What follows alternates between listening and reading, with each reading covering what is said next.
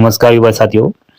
जैसा कि आप लोग देख पा रहे होंगे, जीडीएस ऑनलाइन एंगेजमेंट की ये ऑफिशियली वेबसाइट है और आप सभी को ये अच्छी तरीके से पता होगा कि इस मंथ जनवरी 2025 में आप सभी ने अगर 10वीं पास कर लिया है तो बिना एग्जाम्स के एक डायरेक्ट वैकेंसी है जिसमें आप लोग जरूर फॉर्म अप्लाई कीजिएगा।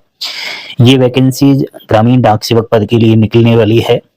इसमें अगर वैकेंसीज की बात करूं तो ऑल स्टेट 23 सर्किल से निकल कर आती है और 58,000 प्लस पोस्ट यहाँ पर देखने को मिलेगी और बिना किसी एग्जाम्स की एक गवर्नमेंट जॉब मिलना शायद ही आपने कभी सुना होगा, लेकिन इंडिया देश भारत देश की एकमात्र ये भारतीय डाक विभाग की जीडीएस के पद पर आने वाली भर्ती है। तो साथियों, आप सभी को आज मैं बड़ी ही महत्वपूर्ण इंपोर्टेंट जानकारी देने वाला हूं, क्योंकि आपके अगर 10th में अच्छी परसेंटेज है, ठीक है, तो परसेंटेज से इसमें एक नौकरी लगेगी, सरकारी नौकरी लगेगी, स्थायी नौकरी लगेगी।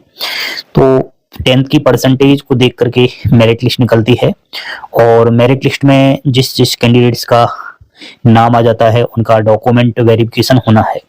तो डॉक्यूमेंट वेरिफिकेशन के लिए ओनली आपके लोगों के लिए कम समय में दिया जाता है।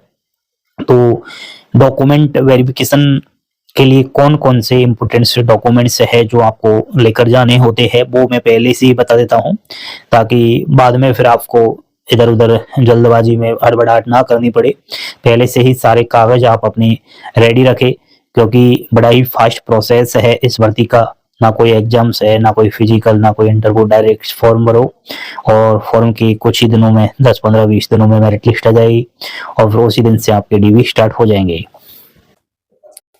तो देखिए, अगर आप में से किसी स्टूडेंट्स का मेरिट लिस्ट में नाम आ जाता है तो उनके पास इस तरीके का मोबाइल पर एक मैसेज आएगा और मैसेज के माध्यम से आपको ये अवगत करा दिया जाता है कि आपको शॉर्टलिस्ट कर दिया गया है जीडीएस ऑनलाइन एंगेजमेंट। ये शेड्यूल जुलाई 2024 में जो सिलेक्टेड स्टूडेंट्स है उसके पास जो मैसेज आया वो वही मैं आपको बता रहा हूँ। अभी आपको 2025 का मैसेज आएगा। तो इसमें पहले तो आपको देखने को मिल रहा है कि किस जगह पर आपका डॉक्यूमेंट्स होना है वेरीफाई, और उसके बाद जो लास्ट डेट रहती है डॉक्यूमेंट वेरिफिकेशन की वो आपको यहाँ पर बताए गए हैं। अब यहाँ पर रिक्वायर्ड डॉक्यूमेंट्स की बात करें, यानी कि कौन कौन से वो डॉक्यूमेंट्स हैं जो आपको अभी ही रेडी रखने हैं, तो आप लोगों को मैं पहले से ही बता देता हूँ, सुनिए।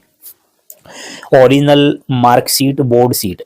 देखो भाई, आपकी 10th की ओरिजिनल मार्कशीट और किसी किसी राज्य में एक सर्टिफिकेट भी होता है 10th की मार्कशीट के अलावा, तो वो दोनों आपको अपने पास रखने हैं। Identity proof. देखो भाई, आइडेंटिटी प्रूफ के तौर पर एक फॉर्मेट होता है। इस फॉर्मेट में आपका नाम, आपका फादर्स नेम, एड्रेस वगैरह लिखा हुआ होता है, यहाँ पर आपको लिखना है। और इसको वेरीफाई करने के लिए 8 सरकारी नौकरों में से किसी एक नौकर के आपको सिग्नेचर और मोहर लगवानी है।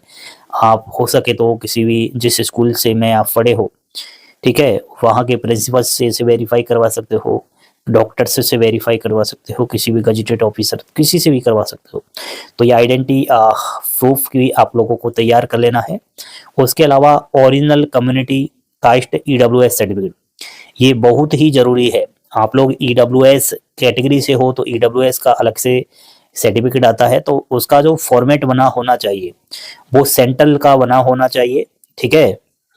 बिल्कुल इस चीज का आप लोगों को ध्यान रखना है। मैं आपको साइड में भी बता देता हूँ, इस तरीके का होना चाहिए जो यहाँ पर ये दिखाई दे रहा है। उसके बाद यहाँ पर आपको, जैसे कि ओबीसी कैटेगरी से हो तो आपको इस तरीके का कास्ट सर्टिफिकेट चाहिए, SC ST कैटेगरी को इस तरीके का कास्ट सर्टिफिकेट चाहिए। तो ये सेंट्रल के फॉर्मेट में बना हुआ होना चाहिए, स्टेट का इसमें मान्य नहीं होता। ज़्यादातर समस्याएं जो आती है, विद्यार्थी को मेरिट लिस्ट में नाम आ जाता है और बाद में पता चलता है कि डॉक्यूमेंट वेरिफिकेशन में बाहर कर दिया। क्यों किया? क्योंकि उसके पास वो कास्ट सर्टिफिकेट जो मांगा गया था, जिस फॉर्मेट में मांगा गया था, वो उसके पास नहीं था। ये कारण होते हैं। नेक्स्ट है PWD सर्टिफिकेट। जो विकलांग भाई बहन है उनको अपनी विकलांगता का प्रमाण वहां पर देना होता है, तो उनके पास सर्टिफिकेट होगा ही। Transgender certificate, date of birth proof, ठीक है, मेडिकल सर्टिफिकेट को बनवाने के लिए कुछ इस तरीके का फॉर्मेट आपको मेडिकल सर्टिफिकेट का होता है।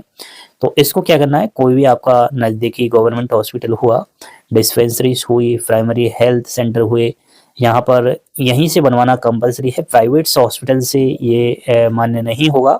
तो इस चीज़ का थोड़ा आपको ध्यान रखना है, ठीक है। बाकी यहाँ पर एक और मैं पहले ही आप लोगों को बता देता हूँ कि इस जो वैकेंसी है 23 जगह से निकल कर आती है। अब यहाँ पर उसी जगह से आप लोग फॉर्म अप्लाई कर सकते हो जहाँ की लोकल लैंग्वेज जिस स्टेट्स की आपने पढ़ी है।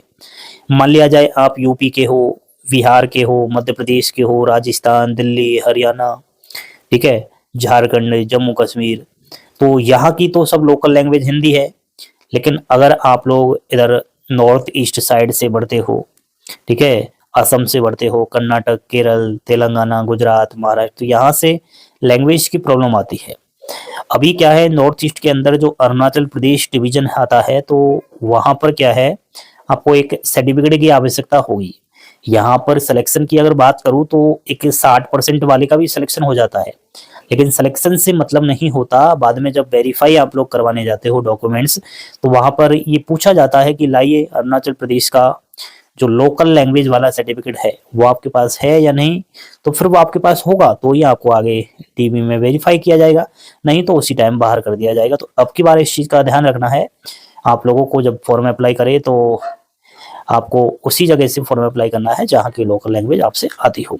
2024 में अरुणाचल प्रदेश से काफ़ी सारे कैंडिडेट्स ने अप्लाई किया, लेकिन उनका सिलेक्शन तो हुआ, लेकिन डॉक्यूमेंट वेरिफिकेशन में वो रिजेक्ट हो गए। रिजेक्ट होने के कारण वही लैंग्वेज सर्टिफिकेट था।